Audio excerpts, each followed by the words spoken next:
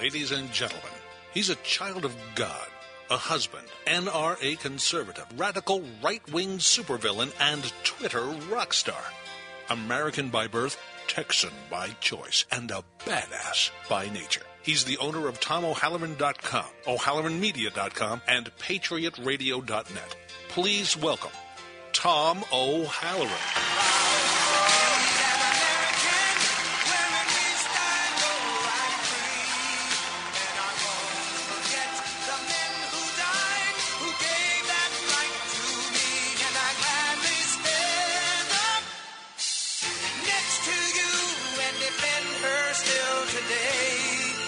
Welcome to Patriot Radio with Tom O'Halloran. I, by mere coincidence, am your host, Tom O'Halloran, broadcasting from my underground bunker deep in Arkansas, Nebraska, to educate, irritate, and agitate. And if you're not agitated by the end of this hour, folks, you just ain't listening. This hour, we'll be talking about a number of stories from the blogosphere this week. A lot of the stories haven't been seen in the mainstream media, so they'll be new to you. Later in the hour, we'll be joined by noted author Al Jacobs, author of The Road to Prosperity. If you'd like to join the conversation, please call in. Our number is 888-909-1050. If you're listening on the computer but need to leave, call 832-999-1050 to listen to the show on your phone. You can also stream live from your computer at PatriotRadioShow.com. Again, I'm Tom O'Halloran. You can find my main blog at TomO'Halloran.com. When you get there, follow me on Twitter, Facebook, other social media as you like. Now, we've had some scheduling changes over the last week. I'm now going to be running Patriot Radio Tuesday nights and Wednesday nights at 7 p.m. Pacific Standard Time. We're a little bit late tonight, but those will be our regular times. And then on Friday nights, I'm going to be doing a special show every Friday at 7 p.m., again, Pacific Standard Time. This will be Jihad on America. It'll be Islam undressed. We're going to talk to you about it in real terms. We're not going to pussyfoot around about it. We're going to tell you what is. We're going to talk about the Islamists in America, who they are, what they want, and why you should be afraid. Keep abreast of my shows. Listen to the show live and catch any shows you may have missed, all on PatriotRadioShow.com. Tonight we're going to start off just talking about the state of the economy, the things that they're not telling you in the real news, in the real media. Things like, oh, yeah, the economy is getting better. We're improving. We're not improving as much as we'd like, but, well, the reality is there are 9.75 million Americans that are underemployed. These people are working but not full-time. And there's another 92 million Americans that are not in the labor force. These are people who gave up and quit. That's 27 million more people without a job since 2000. That is horrible, folks. 27 million people worse off, out of jobs. 1 in 4 households in America don't have a single person employed. Now, the month that Obama got into the White House, we were in the worst economic downturn in the country. Only about 60% of the working-age people had a job. Today, only 58.9% of the people. We are absolutely worse off. And don't be fooled by the numbers. They said 288,000 jobs were added to the economy last month. Well, for workers under the age of 85, the number dropped by a whopping, not gained, they dropped by a whopping 259,000, okay? The House Ways and Means Committee said that 7 out of every jobs that have been added to the economy since Obama's been in office have been part-time jobs. That's 7 out of every 8. That's insane. They still count as jobs, so they put them in the jobs number, the jobs growth number, but it's not growth. Median household income has declined for 5 years running now. The middle class is just falling apart. I went out and got a burger tonight, 2 burgers at Five Guys, 2 burgers and an order of fries. The bill was $5 more than it was just a month ago. Burgers are up $2, fries are up $1. You go to the grocery store, you buy a bag of chips. Well, they're a little bit more expensive than they were a couple months ago, but not a whole lot more. Yeah, well, look at the numbers on it. Instead of getting 10 ounces, it's down to like 8 ounces, 6 ounces. They're Obama-sizing it. Everything's smaller, a little bit more expensive and a lot smaller, hiding the numbers from us. Heritage Foundation economist Stephen Moore says that so you spend $830 billion on stimulus to make government jobs, and pay people to buy cars. You borrow $6 trillion. You launch a government-run healthcare system with incentives, which incentivizes people not to hire more workers. You raise taxes on businesses. You print $3 trillion worth of money. You shut down an entire industry. That'd be the coal industry. And then try to regulate and restrain the one industry that is working oil and gas. Then you wonder why we're in a mess. Our debt's well over $17 trillion. Ridiculous. 47 million Americans are on food stamps. Middle class completely disappearing. We're going to have poor people and the wealthy. It's just disappearing from us. And why? Why is the government wasting so much money? Well, you could talk about the $14 billion a year we spend on the Obamas. $1.4 billion a year we spend on the Obamas. That's their golf trips, personal care, all the fluff stuff that they get. The whole British family, $58 million. And we're spending $1.4 billion on this family. During 2012, $25,000 of federal money was spent on a promotional tour for the Alabama Watermelon Queen. $500,000 to promote specialty hair and beauty products for cats and dogs in 2012. According to Information Week, the government is spending millions of dollars to train Asian call center workers. Why are we training people in Asia? Why in the world are we doing that? We'll get more to the job things in a little bit. Home ownership rate in the United States has dropped to the lowest level in 19 years. Consumer spending on durable goods has dropped by more than 3.2% since November, a clear sign that economic slowdown. A slowdown? Man, if we slow down, we're going to be in reverse. Major retailers are closing stores at the fastest pace that we've seen since the collapse of Lehman Brothers back in 2008. Bureau of Labor Statistics says that 20% of the families don't have a single member that's employed. That's insane. 1.3 million fewer jobs in the economy than when the recession began in 2007. Meanwhile, our populations continue to grow. After adjusting for inflation, men who work a full-time job today make less than men who worked a full-time job in America 40 years ago. 9 of the top 10 occupations in the country pay less than $35,000 a year. And the middle class in Canada now makes more than the middle class in America. Folks, this isn't your daddy's America, that's for sure. Taken individually, those numbers are quite remarkable. Taken collectively, they're absolutely breathtaking. It just gets worse and worse and worse. When we come back from our first break, we're going to talk about Obama, the outlaw. Senator Cruz put forth a bill of items where he's absolutely abused his power. It's identified point by point by point. It's too long. I'd need a 3-hour show to cover it all, but we're going to touch on a couple of items. Here's another item that we're covering under this topic. 10 years ago, the number of women that had U.S. jobs outnumbered the women in the U.S. on food stamps by 2-1. So just 10 years ago, women that had jobs outnumbered women on food stamps 2-1. Today, the number of women on food stamps exceeds the number of women that have jobs. And he's supposed to be here for the women? This is insane. 69% of the federal budget is either spent on entitlements or welfare programs. And the number of Americans receiving benefits from the federal government each month exceeds the number of full-time workers in the private sector by more than 60 million. There's 60 million more people that are takers than there are makers. The system's going to break, and this is exactly what Howard Piven's program is supposed to do. You put more people on the system to break the system. Folks, we've got to take a break, pay some bills. We'll be right back. Don't go away. We've got a lot more show for you tonight. Tom O'Halloran. We'll put a boot in your ass. It's the American way. All brought to you courtesy of the red, white, and blue.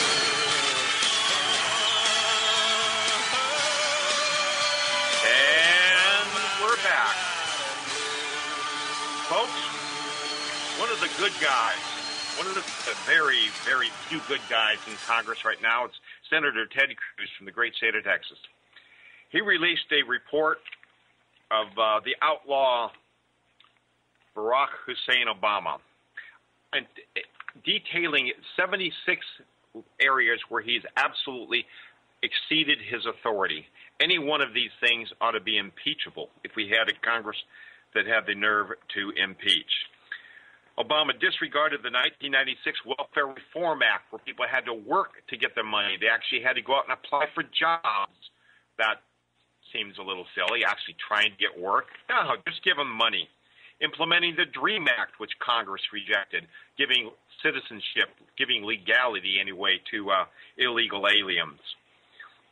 Ended terror asylum restrictions by allowing asylum, letting people come into the country that have insignificant or limited material support for terrorists. These people had connections to terrorists. Oh, yeah, but they weren't real. I mean, it wasn't like they gave them money or guns. Falsely portrayed the Benghazi attack as being a innocent video thing. Illegally revealed the existence of Benghazi sealed indictments in the Benghazi investigation. Killed 4 Americans using drones to kill American citizens. Absolutely, without a doubt, unconstitutional. That's hands down. The fact that the president says it's legal doesn't make it legal. I'm sorry. Delayed the individual mandate for Obamacare. This just goes on and on and on. Folks, this is on TomO'Halloran.com. Go to the webpage. Any of the stuff I talk about, you can find it online on TomO'Halloran.com. Just search in the little search box, and you can pull up any of this stuff. I don't want to read through the whole list of that stuff. We have too much stuff to cover in too little time tonight. Now, as if America wasn't dangerous enough these days, we talked last week about the black-on-white crime, the gangs roaming the streets and beating up on innocent people just for sport. You've got your typical muggings. You've got drug gangs going out and shooting each other. People that are already out.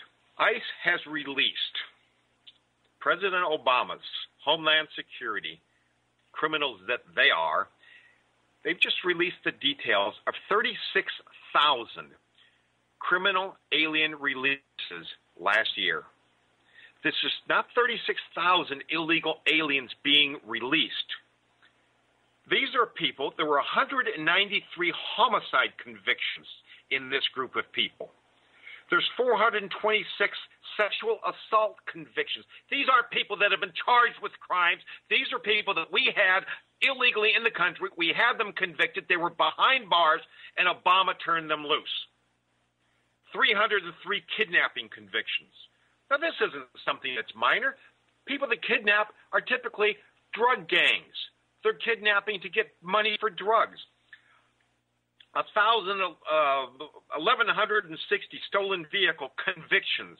9,187 dangerous drug convictions. They're dangerous for a reason, people.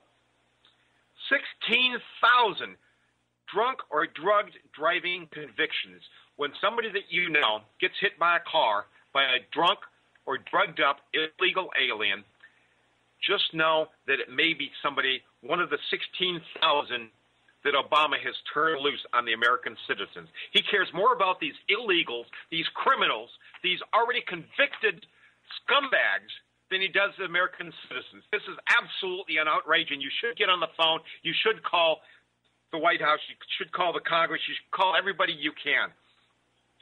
Traffic offenses, 17,000. Traffic offenses under alcohol, 15,000. It's absolutely insane. Larceny, 5,055. Obstructing judiciary process, 3,900. Absolutely insane. Sex offenses, 727 rape convictions are roving the streets right now. Folks, you better not just lock your doors and lock your windows. You better put bars up. 727 rapists out there wandering the streets that we already have locked up, and they're released by Obama just because he can. It's absolutely insane. Not only that, he's killing us. They spent $100 million last year, $100 million to redecorate the IRS offices. $100 million for furniture for the IRS offices. Meanwhile, Veterans Administration in Arizona, Texas, North Carolina, Wyoming, and Colorado, In 5 states so far, the Veterans Administration has been hiding people waiting to get help. These are soldiers that went over, put their life on the line, stood in the way of harm, protecting us, standing up. These are our sons, these are our fathers, these are our brothers. They come back, they go into the VA, they say, I need help. Okay, fill out this form. You fill out the form, they put it in the computer. But instead of saving it, they print it out. They put it in a book. 6 months, a year, 2 years later, when they finally have space for you, they re-enter it in the computer, they print it out, and 2 weeks later, you get seen by a doctor. Now, the record shows our waiting list is only 2 weeks long. So me, the head of this office, I get a $9,000 bonus. I get a $15,000 bonus. These sons of bricks that are running these offices are getting bonuses by hiding soldiers that come back and need medical care. Some of the offices, the doctors are seeing 3 patients a day. People are coming in 2 or 3 hours late, going home a couple of hours early. Meanwhile, they're hiding us in books that are unkept. Off-the-book appointments. We need to demand that Shinesky, the head of the VA, resign. There's absolutely no call for it. Obama says, well, we're going to look into it. We're going to hold some investigations. Right, like he did with the IRS, like he did with Benghazi, like he did with the SEC, like he's doing it with everything else. He'll promote him. He'll move him into another area. It's crap. 40 people in Arizona alone have died waiting to get an appointment from the VA. Died. These are people that went over and stood on the line to give their life. They came back, and we killed them. The Veterans Administration killed our men so that the people that run it get their bonuses.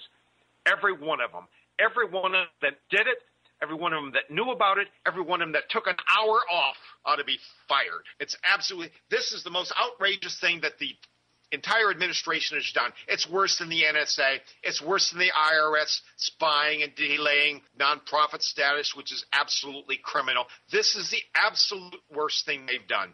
This is even worse than Benghazi. 4 people gave their lives over there. They've covered it up. They've swept it under the rug. This is 40 people here on the homeland, safe, sick, needing help, and dying, literally dying. In Arizona alone, there have been 40 people. Don't let this die. If you have a blog about it. Call your congressman. Call the VA. Demand that Shinesky gets fired from the head of the VA and that everybody involved in this thing absolutely gets fired. There's no call for it. It absolutely drives me insane that this is happening. We don't know. We know that Arizona has 40 people because that much has been determined. The other states are just chiming in. Investigators, inspector generals are going through the other offices. We have got reports of the secret lists in Texas, North Carolina, Wyoming, and Colorado. We don't know how many more there are. But even one city with one list is far too many. These people need to be fired. They need to be prosecuted. This is absolutely murder. There's no question about it. Nothing has gotten me as upset over this past week than this story. These people, they gave up everything. They risked everything. They put their life on the line, and they come back maimed, injured, wounded. And not only don't we help them, we stuff them in a drawer to keep our numbers good. And if that doesn't just boil your blood, I can't tell the people in the military just to walk off the job, but by God, I wish they would just see what's happening over here. They're probably blocking the news so they can't see it, but they should. They should just walk off the job until this is resolved, until people are in jail, behind bars, because it's we owe these people the best health care on the planet, and instead we don't even put them in the computer so they can get help. Folks, I need to catch my breath. We're going to take a quick break. We're going to let the station pay some bills here at KCA 81050. When we come back, we've got author Al Jacobs. Going to tone it down a little bit. Stick with us. We're going to do some more news after Al Jacobs. If you want to call in and talk to our author, our number is 888-909-1050. We'll see you in a few.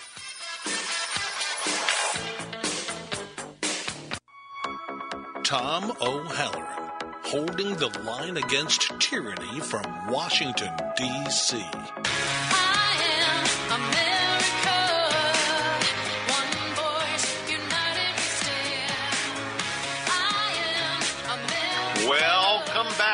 This is Patriot Radio, and I am still Tom O'Halloran.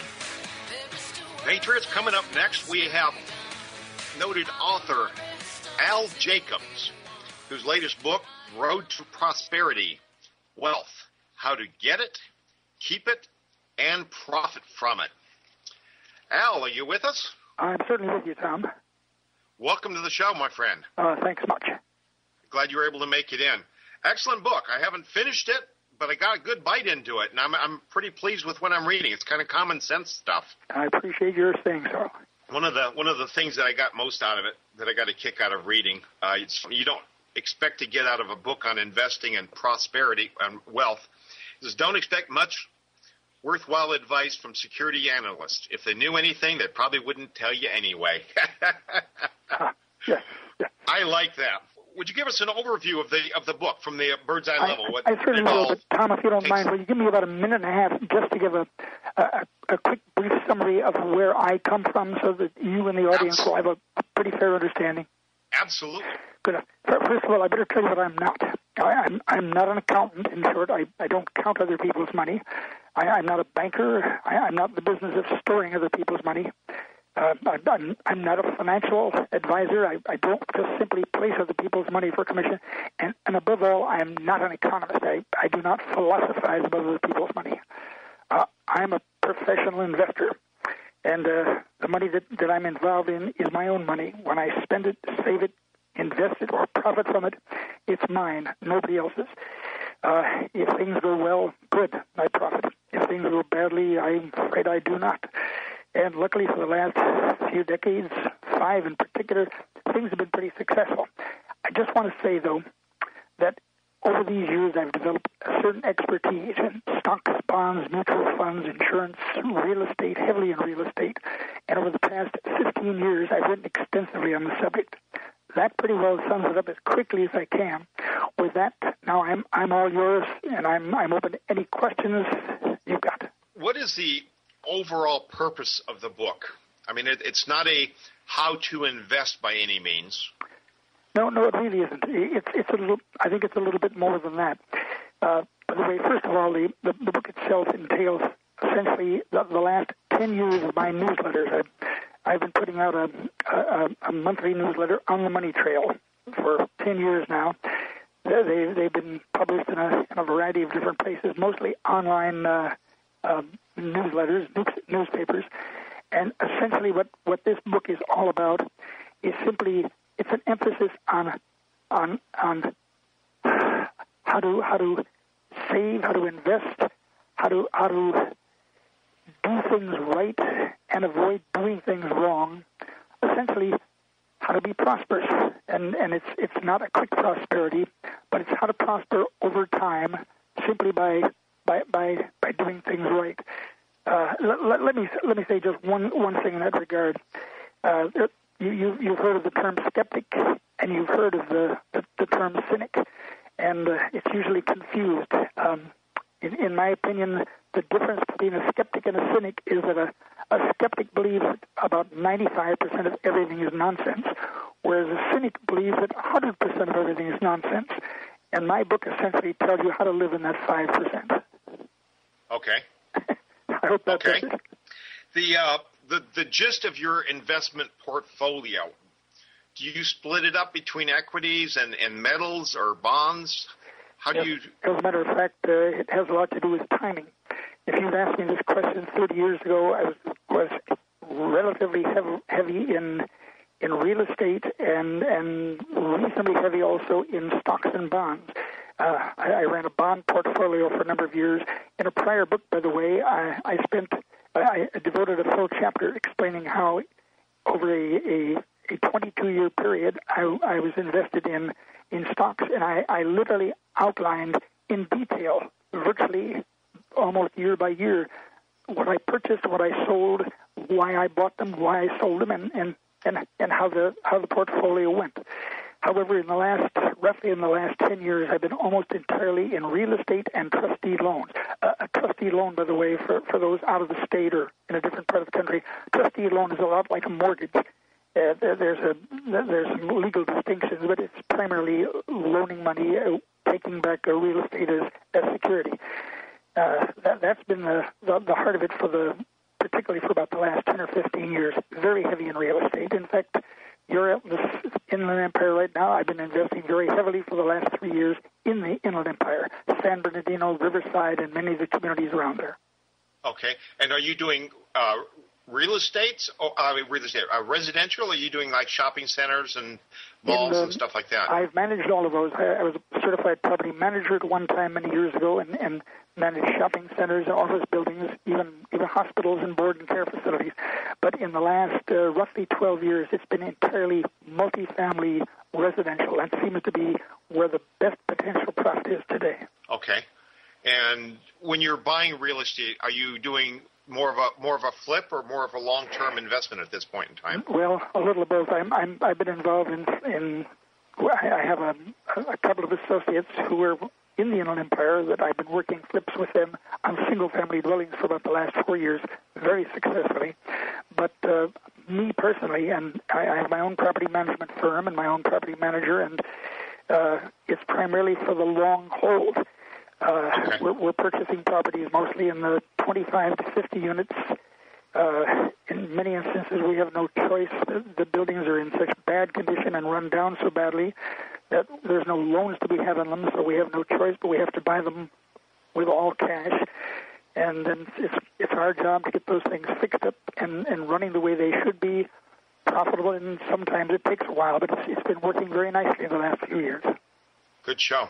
Patriots, if you'd like to speak with Al Jacobs, author of The Road to Prosperity, please call in. We've got a line open at 888-909-1050. Al, I'd like to steer you off track for just a minute. I've seen something in the news a great deal, and I'm not comfortable with the idea. I'm not in the investing mode right now.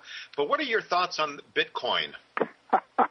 Good question. I actually did I do a weekly, a little short synopsis, and I put the Bitcoin in much the same category as I do other fads that come and go quickly, and if I'm mistaken, then I'll have passed up something, but I don't believe so.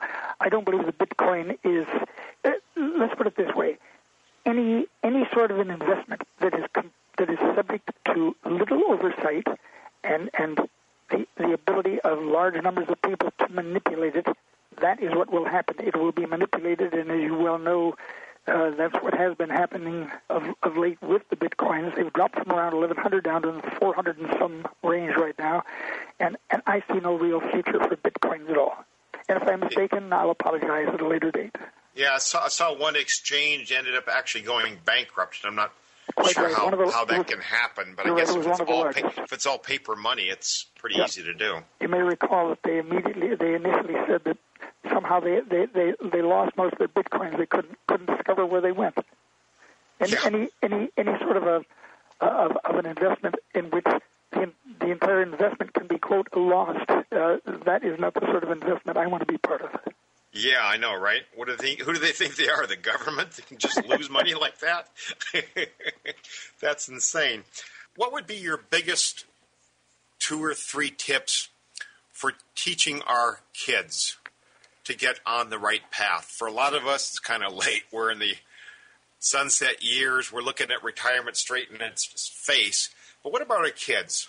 I haven't been a good role model. I haven't really laid out the right path for it. What can we tell them? Well, let me say this. When you say kids, I hope you're not talking of kids 6 and 8 and No. As they're in their early 20s and moving into their own lives. Oh, excuse me. When you said kids, I thought you meant kids. Good question. Good Lord. May I say that could take an entire book to answer, which is exactly what I've done. In fact, this book is 39 chapters, and the chapters include answers to exactly that problem. But there's a whole variety of things that this relates to. Good God, I have a chapter on one called Investment American Style. Most of American investment today, at least for the average investor, is simply to dump their money into mutual funds or EMS. And this is, in my opinion, largely simply a skimming operation where the people who run the funds make substantial sums of money, and they make it simply by skimming a percentage off the top. So the mutual fund is not necessarily the answer. God, fundamentals of sound investment is what we're talking here. By the way, I better say something. Let me get off the investment a moment and say this. I'd say that the major problem that most young Americans have, the age group that you were just talking about, Tom, the inability to spend less than they make. Somehow, with a credit card in their hand, so many people seem to think that it's there to be spent. And the trouble is, at the end of the month, if a person is not able to pay the entire balance that's due on the credit card, and they have to incur interest, everything is going wrong. So I guess one of the first things they better learn to do is not to spend more than they earn. That is probably number one. Yeah, that's pretty basic. Al, we're coming up on a hard break. I really appreciate you coming on tonight. Folks, I want to give away a copy of The Road to Prosperity. First caller at 888-909-1050 will get a copy of this book. Al, I appreciate it. I appreciate you coming on. I appreciate you being a sponsor of the Patriot Show. And we'll be sure to have you back, okay? Tom, I'd be glad to anytime you want me. I thank you, brother. And bye-bye. Patriot, stay with us.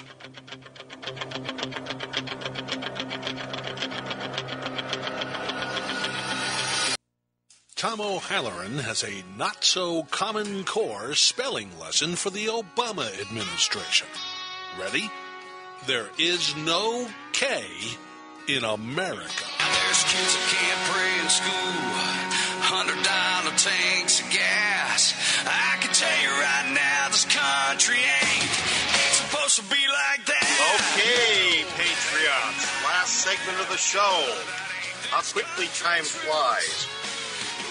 All right, I brought my blood pressure down. Now it's time to get it ramped up again.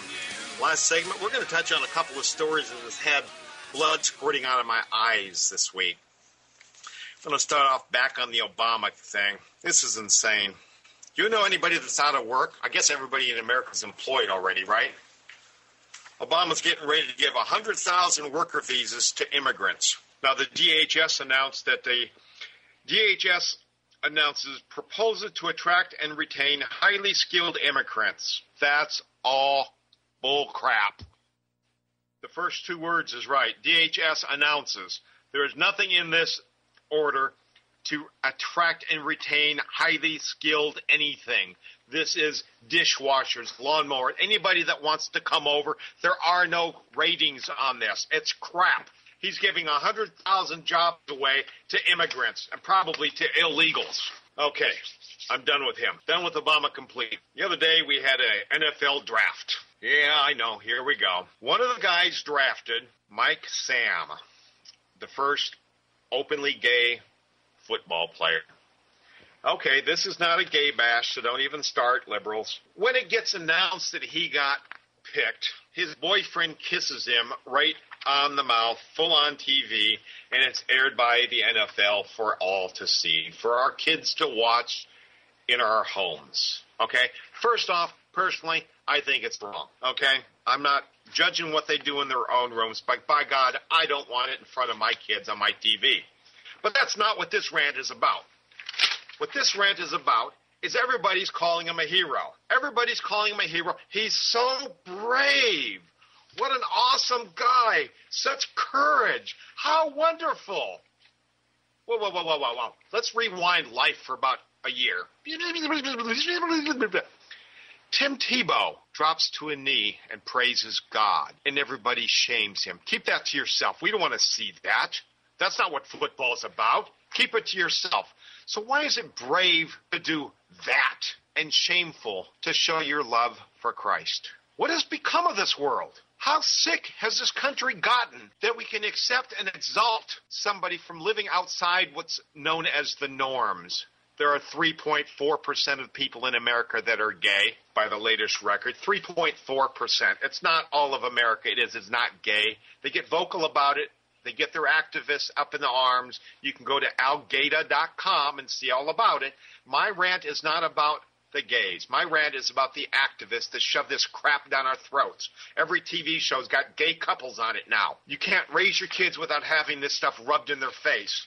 After shaming Tebow, after shaming the Duck Dynasty crew, after getting the CEO of Mozilla fired because he gave money to a pro-marriage organization. That's the law of the land. The CEO gave $1,000 of his own money, SB 8, I think it was, in California.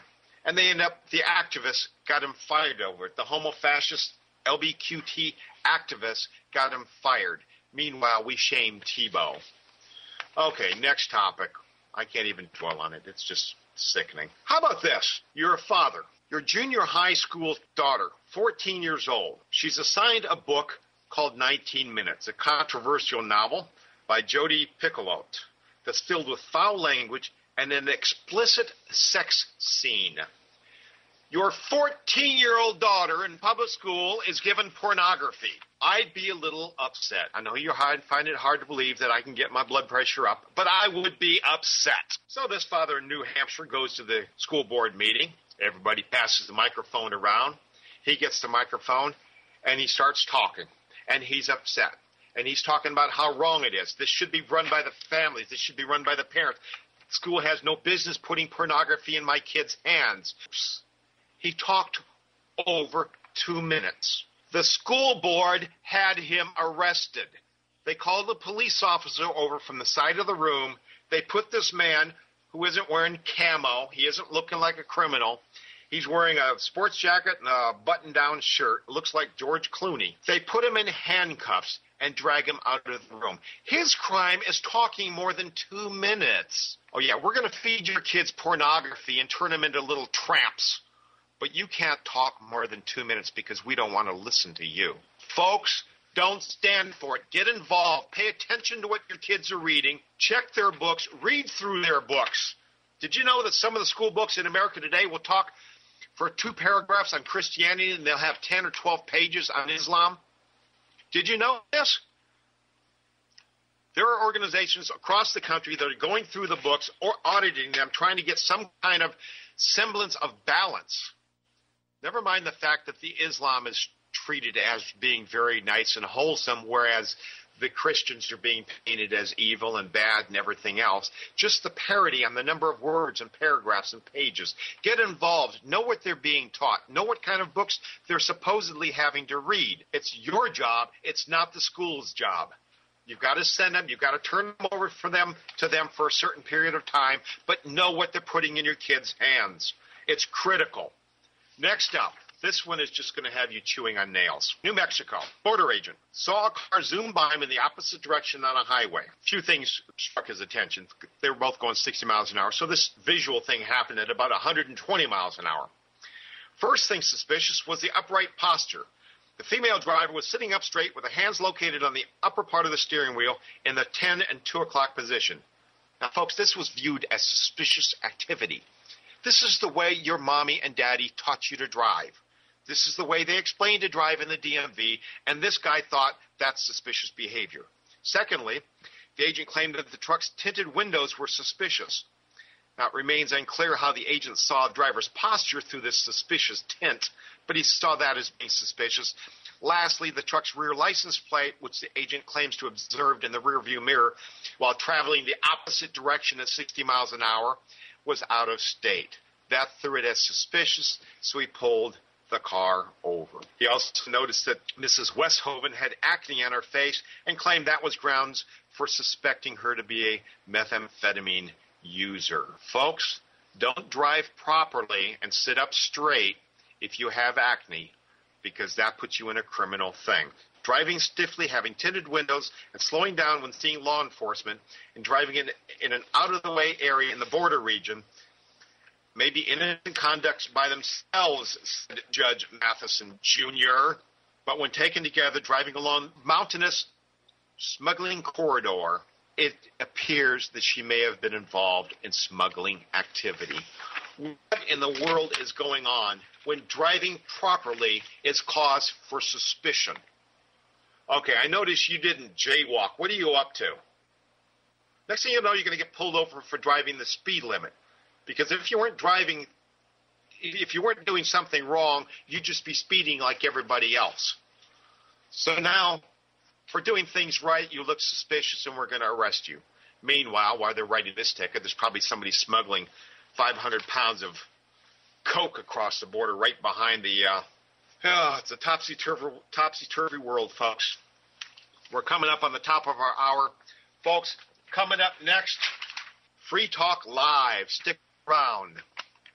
Stay tuned next week, folks. Get involved. Call your senators. Call your mayors. Call anybody. Call the school board. If you see something wrong, get involved.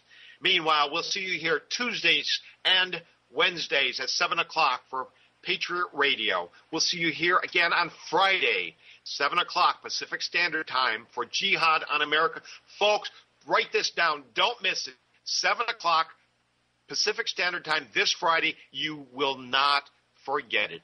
We're going to take apart the Islamists in America. Good night, America. God bless you for being here. God bless you and yours. This is Tom O'Halloran. I'm out.